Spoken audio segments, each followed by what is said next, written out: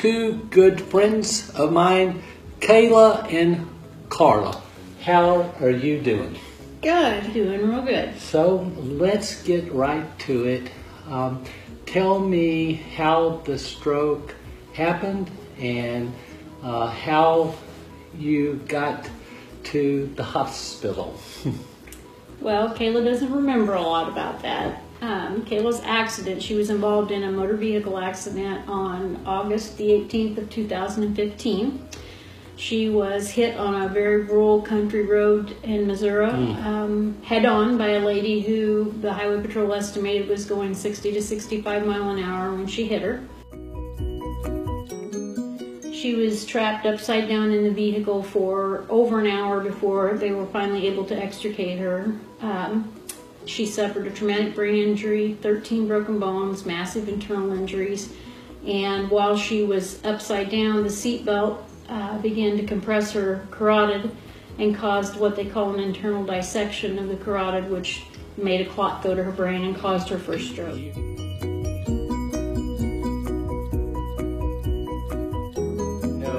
You talk so eloquently. I must say you were a nurse. Yeah. Yes, I've been a nurse for about 40 years. But there was a gentleman who lived right down the road from where the accident happened. Angel Bob. Yes. Kayla's buddy, Angel Bob. And he normally wouldn't have been home at that time of day, but he had taken the day off to paint his sheds. Miracle number one, he didn't see it, but he heard the impact. And he remembered looking up and seeing the lady go by his house. And Kayla was coming from the other direction, so he hadn't seen her. And he knew it had to be something, either the lady had wrecked by herself or she hit something. And he jumped in his truck and went up there, and he was already calling the ambulances and telling them to get out there. And as soon as he got to the first vehicle, that was Kayla. And he told him, he said, "You need to get a helicopter out here. This is bad. It's really bad." Did they send one? They did not. We don't know why. We don't know if they didn't have one available. A lot of the smaller towns anymore have a helicopter, a medevac base there, but for some reason, I don't know if there wasn't one available or if there was a miscommunication. He also told him after he checked on Kayla and he ran down the road to the other lady, and by that time I think a couple other farmers had come by. Upside down all the time. Yep. And he came back to Kayla while these other farmers that came by stopped, and he told them to stay with the other lady, and he called him and said, "You're going to need the jaws of life and you're going to need a saw to get her out of this, and you better hurry." And I ask you a question. How soon did you know? And were you able to get to the accident site? No. There was some confusion at first as to where they actually took her. They did take the other lady to St. Louis Hospital, which this was down around Bowling Green, Missouri, down in that area. And when they got Kayla out, they took her to the closest hospital, which was just a little community hospital, Audrain County, a county hospital, I guess. And they barely unloaded her there, and then tried to stabilize her some more and loaded her back in the ambulance and took her to the University of Missouri in Columbia, which is a trauma center. Where are you? I was in Iowa, 3 hours away. And I did not get the message until she was en route, and we were confused about exactly where she was at when I got a call that I needed to call her fiance. I got a message from my daughter that I needed to call her fiance. And when I called him, of course, he was really upset.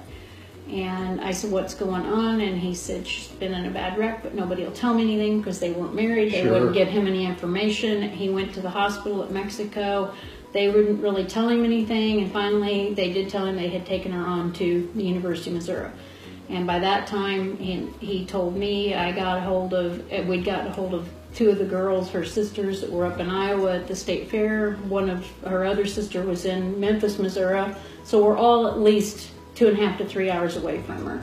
That was a long drive for you. It was probably one of the longest drives I've ever taken in my life. And it was pouring down rain, and I just kept praying the whole time that everybody would get there because I knew they were all coming. And I was just praying for their safety and praying that she'd still be there when we got there. And I had gotten a hold of my husband. He was a little closer than I was, and I had called him and said, turn around and go now. Get there. And without him being her biological father, he's her stepfather, but he's been her father since she was 6 years old, and they still wouldn't tell him anything. And just so mom or they, sister. yeah. So they ended up calling me on the phone, and I had to pull over alongside the road and give the emergency room nurse permission for them to go ahead and operate on Kayla. And I didn't know it until later, but at that time she was already in the operating room. But, you know, formality, they had to have, and I was trying to tell them allergies and what medical information my brain could process at that time. And when I got there, we all kind of filtered in about 15, 20 minutes at a time, and we were in the waiting room for a long time. They finally brought her out. It was in the way into the night or into the evening, and they told us they just couldn't keep her on the table any longer. Wow. One of the things that has struck me meeting Kayla, and she has so much courage. You must have come from a really strong family. She's been a strong kid. She's had to be strong. Her and her sisters have had a lot of hard knocks in their life. They watched their dad die when they were 5.5 and 9 and 11 and 13. And while I worked on him in the living room floor one morning, and he collapsed quite suddenly. And they've had to be each other's buddies and raise each other. Sure. And they've been strong women, and that's a good thing to be. One of the things I was taking, you said that Angel Bob sent some farmers or something to his house, and they got a sawzall like you would use for to cut her out of the truck. So. Wow. Yeah. Thank God. Yeah. You're still here and fighting strong. His wife told us later that she was so surprised because he has 2 daughters, and so he and they were about Kayla's age, and the youngest one I think is pretty close to your age, and he is squeamish, and she said no way. She could not believe that he did what he did that day. God's love. Yeah. And there wasn't anything else he could do for her except to try to keep her talking. And she had blood running in her face from being upside down, and he went to his truck and got some paper towels, and he said, I didn't know what else to do, so I just laid there on the ground and talked to her and squeezed her hand and kept trying to wipe her face. He said, and when she'd start to drift off, I'd squeeze her hand just maybe, and he put in parentheses when he texted me, he said, maybe a little too tight sometimes. Well, but he said, I wanted to keep her awake. I knew if I could keep her talking to me that she'd stay with me.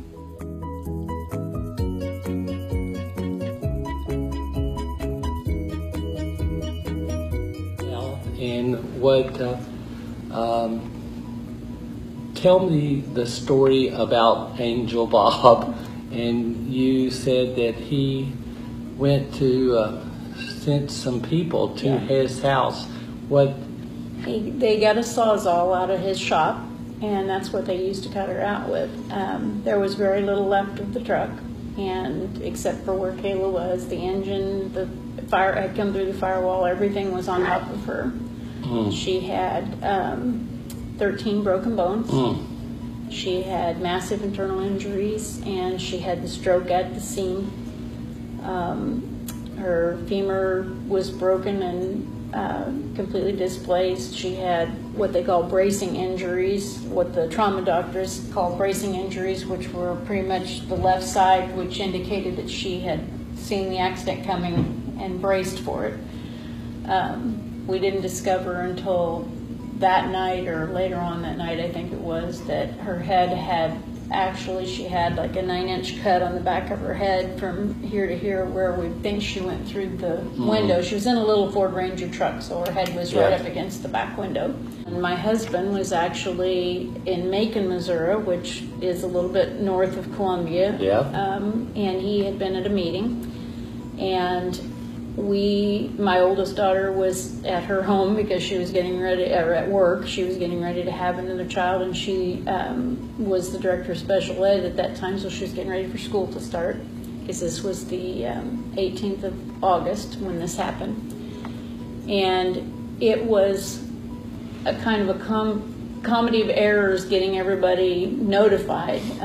Dylan, they finally had gotten a hold of him, and he was trying to get a hold of us, but he had lost our phone numbers. His phone had dumped all of his phone numbers the weekend before for some reason. But he got a message to my daughter Holly. Major panic, I'm sure. Anyway, long story short, we headed to Columbia because we finally found out that's where they were taking her. I got there, Kayla was already in surgery. We found out later that they had taken her from the ER to the OR in less than 6 minutes. Wow. And the trauma doctor that just happened to be there that took her is the head of the trauma team. It was a combination of miracles, because he has served 3 tours, I believe, in Afghanistan and Iraq, and he has developed protocols to get these soldiers from the battlefield to the hospitals and keep them alive. And that is amazing. He got her, and plus Dr. Boston, one of the other trauma docs, and I mean, it was just, the team was excellent there. I don't want to ask anything upsetting, but when you got there, did you at any believe that Kayla wasn't going to make it? Yes, we were told she had a less than 1% chance of survival. Wow. And she had already crashed multiple times. She crashed when they got her finally out of the truck, because, as I said, the seat belt, the strap on the shoulder belt caused the dissection in her carotid, which caused the clot that caused the first stroke, but the lap belt was keeping her from hemorrhaging internally. And so as soon as they got her out, she flatlined, and a couple of more times, I believe, on the way to the hospital. She was so critical that they didn't even close her at the hospital. They brought her up to SICU because they needed to get her off the table. And she had some very close moments. There were a lot of times when they came to us and pretty much indicated that this might be a time we had to make some tough decisions.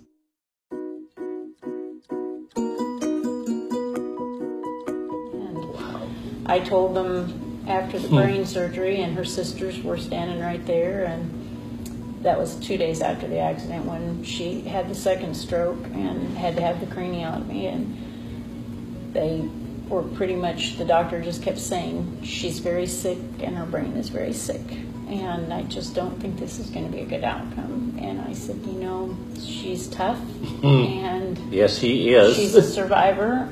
Strong, fierce, don't quit. That's right. Strong, fierce, don't quit. Has that been your mantra? Yep.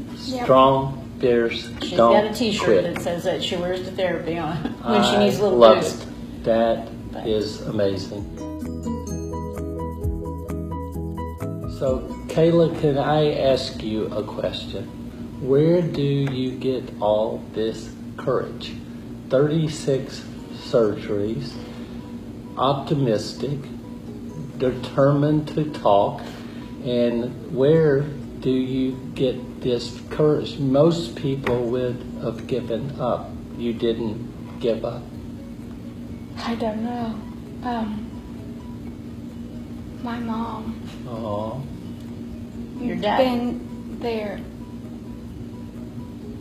Your dad was pretty tough, and my girls. 2 times. Heaven, hand, here. Yeah, 2 dads. Yeah. Yeah, one on earth and one in heaven, and they're both very strong men. Yeah. And Kayla's heaven daddy's been gone since she was 5 and a half, and her birth daddy has been her daddy for a long, long time now, over 20 years. You sound like you've had amazing support because, I talk to people all the time about friends going away. Yeah. They don't know what to do, and relationships ending and so forth. And we need help. Yeah. We need each other, and your mom needs you. You need your mom, your sisters. We can't do this alone. I believe that the support is everything. Oh, yeah. And her sisters are her best friends. Yeah. Yeah. 3 best friends. Best friends and everything. So my first word was 1. What was your first word? Ivan. Why did you say Ivan? No idea. Do you know? No. Were you combining words? Because I didn't realize I wasn't saying 1. The number, I was saying I want. 1. 2. Yeah. I would like, or I would like to, Wow. but Ivan.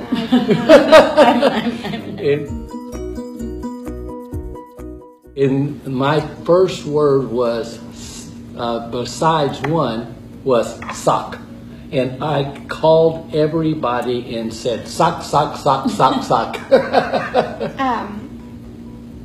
Shepherd. Man. Oh, Come on. We can do it together. Mr. Bobby. Yeah.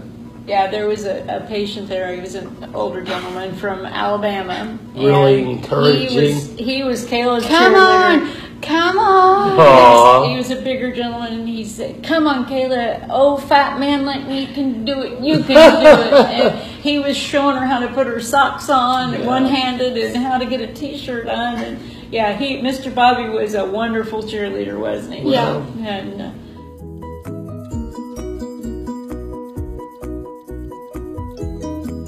That's amazing. How did you find out about me? Because I am so blessed that I've got to meet you. How do you find out about me in my videos? 3 months ago. Yeah. months. I was amazed. Talking. You're on Facebook Yeah. a lot. Facebook. So inspired. I can do it. You can. She brought it into me. Mom, watch this. And I said, where did you find this? And she said, don't know. Facebook. But because she Googles a lot of Right. stuff about aphasia, things with aphasia pop up. Yes. And I said, well, where did you find this guy at? And she goes, Facebook. And I Duh. said, I know, but how did you get there? And she goes, I don't know. It's just there. Yeah. I said, okay, Yeah. well, let me listen. And I said, wow. And he just had a stroke in June. Yeah, like me. And May 13th, and I recorded my first video. You should watch it now. Oh. 1,000 takes. oh no. 1,000 takes to say Happy Father's Day Oh. to my father. Oh my gosh. And you should go back and watch it. But,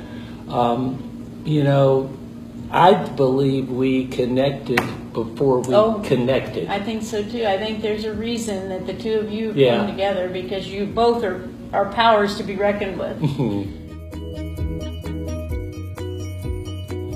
What? You are.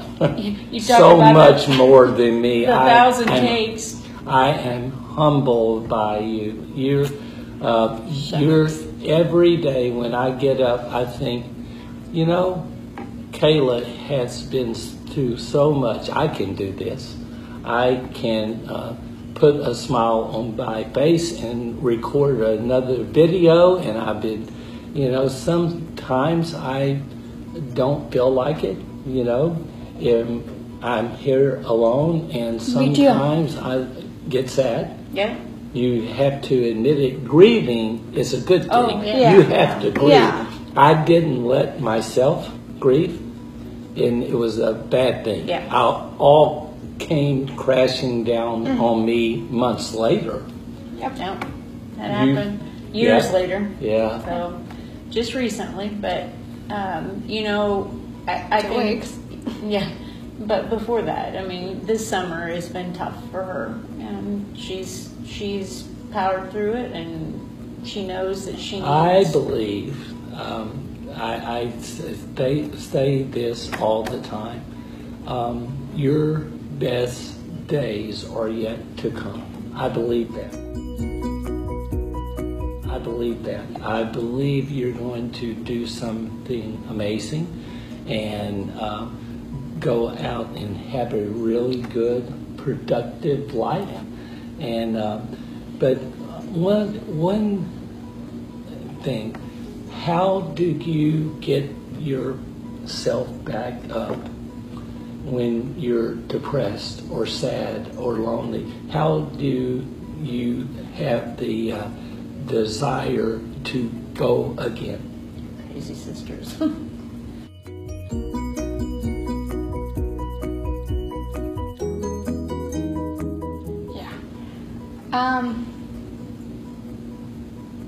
I don't know.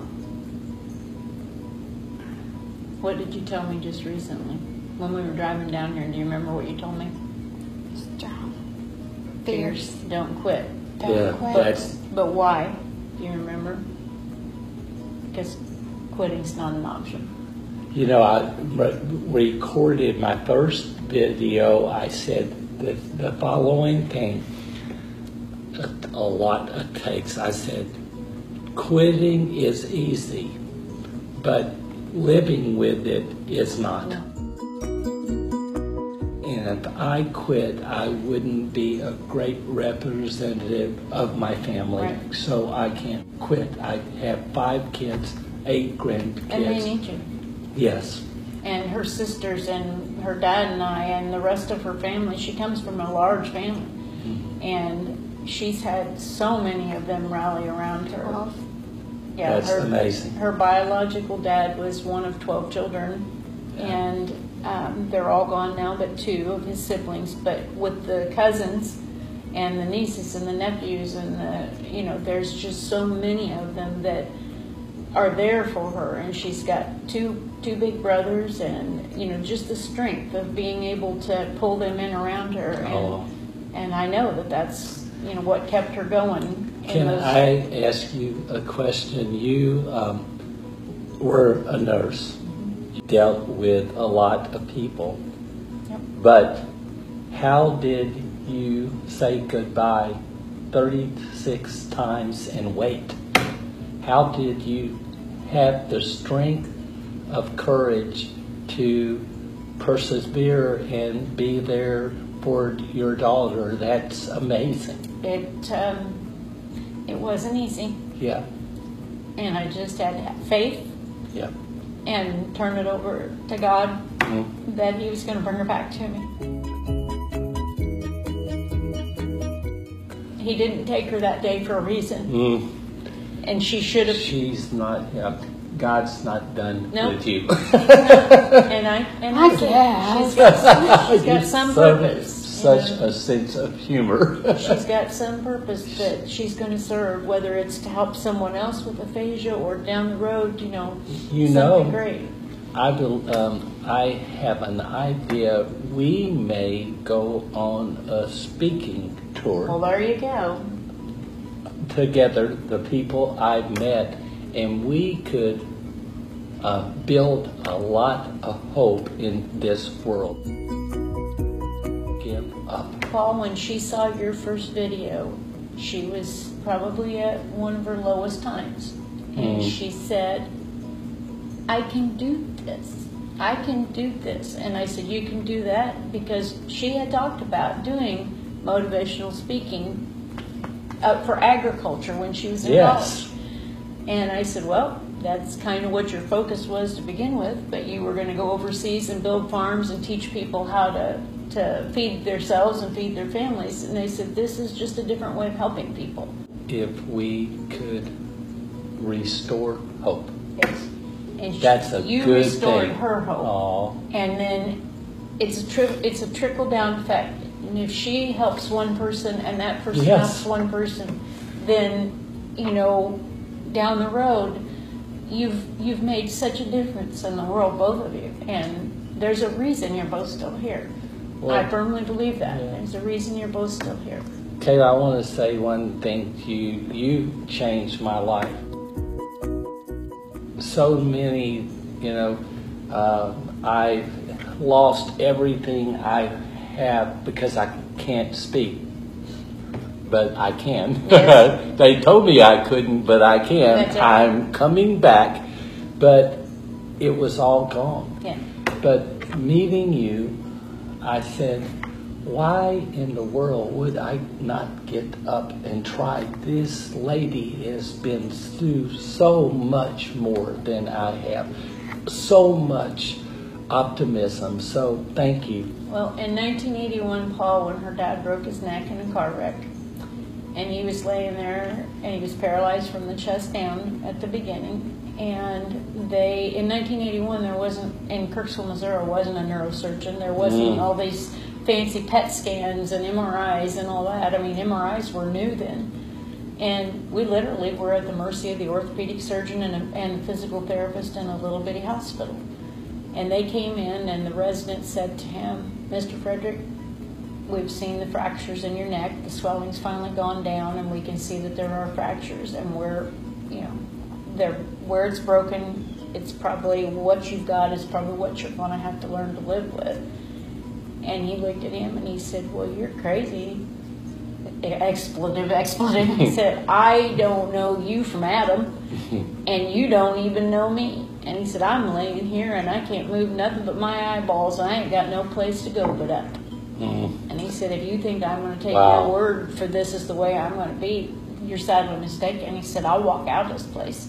And 6 months later, he wasn't exactly walking. His nephew and I kind of had him in an upright position. We were sort of dragging him, but he went out that door in an upright position. Oh, that's amazing. And he never stopped, and that's what I told her. I said, your dad, you've got that fight from your dad, Yes. and the girls are right behind her. Her sisters are pushing her every step of the way to take her life back, and she's working as hard as she can. Going to.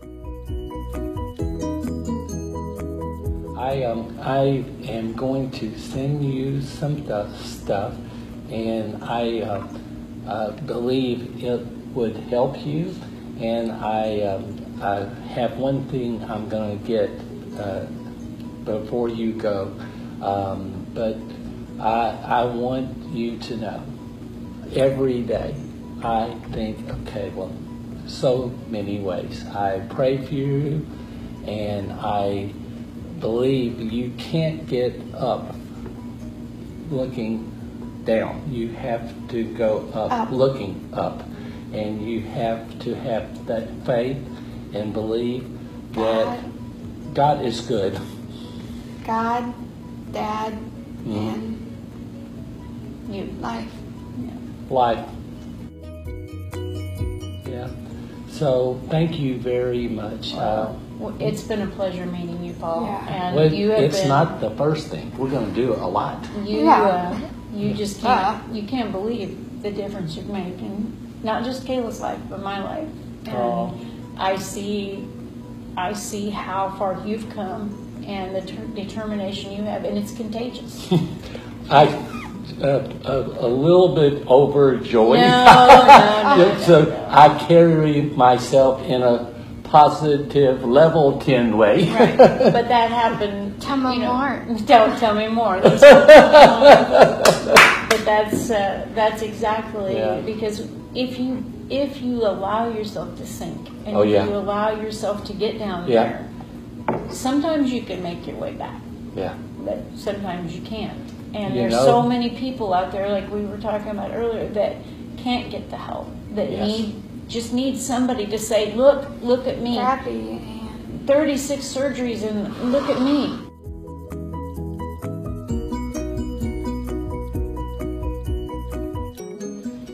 If we play this right, we may end up at Congress someday saying, do something about the health insurance laws. Exactly. You have disabled people from getting help. Yeah. Aphasia is more prevalent than Parkinson's, MS, or cerebral palsy And combined.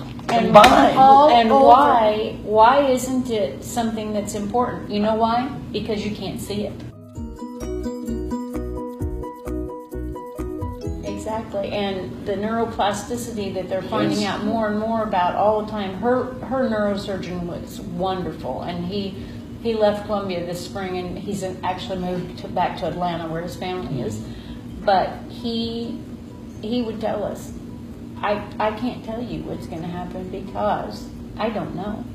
And, you know, we know a lot about the brain. We know that this part takes care of this and this part takes care of this. And if I'm in there, I can take a probe and I can touch a certain part and I can make you stop speaking and I can take that probe out, you know. But as far as the brain healing itself Yes. and the brain rewiring itself, so to speak, they don't know any more than we do about it. I believe that you can learn to talk again, and I don't care what somebody's going to tell me that I can't. I'm going to every day work and work and The work. picture they painted for us, if Kayla survived, was that she probably would not have any memories.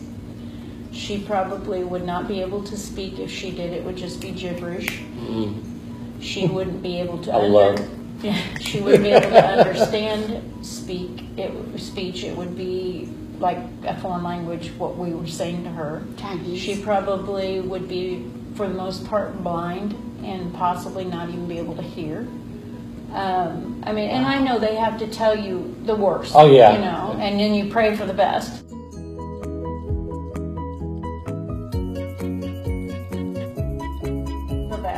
But she, you know, we had no idea when she started awakening what we were going to have. Yeah. And we knew the minute that she opened her eyes, my next to oldest daughter is a physical therapy assistant. She was there with her and she was working on her hand and her arm, you know, and keeping her moving even when she was in SICU as much as we could. Wow. And she said, Mom, she's tracking me with her eye. Aww. And when she would open her eye, and the day that my husband came in, and he has a mustache, he's always had a mustache. And I have a picture of Kayla, and it still makes me cry, but I have a picture of Kayla lifting her hand up, and this was before she really even had her eyes open much, and she felt around, and when she got to his mustache, she stopped. Oh, that's... And I said, she knows that's you.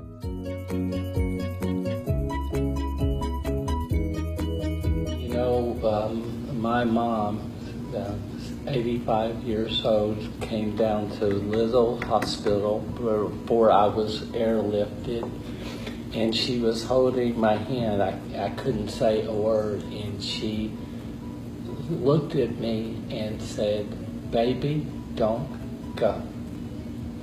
That's what she said, "Baby, don't go." My memories came back, and I distinctly remember my mother saying, "Baby, don't go." I think I said that so many times. I called her up about August 1st and said, "Mom, I love you." I was so proud of that. I love you. So we got to close out. I love you. I love you too. Two of us. I want you to say, to close this video, your mantra, say to the camera. Okay? Strong, fierce, don't quit. Level 10. That's what it's all about. Kayla?